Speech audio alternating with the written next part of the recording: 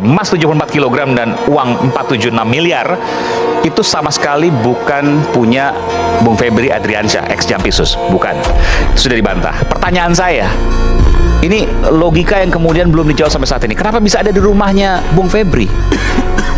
Ya, wajar-wajar saja kalau publik bertanya seperti itu ya.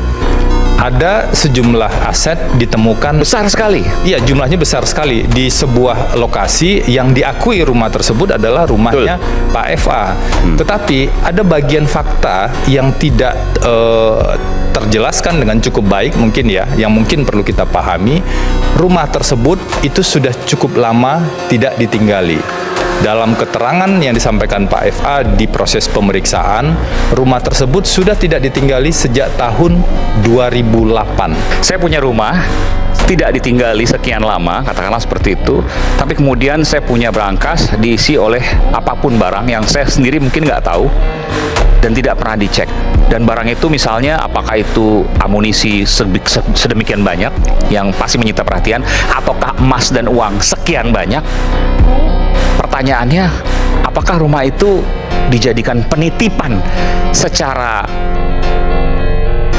khusus tapi kemudian pemilik rumah tidak tahu, atau memang pemilik rumah tahu dititipkan uang dalam brankas itu ada uang sebegitu banyak dan emas sebegitu banyak?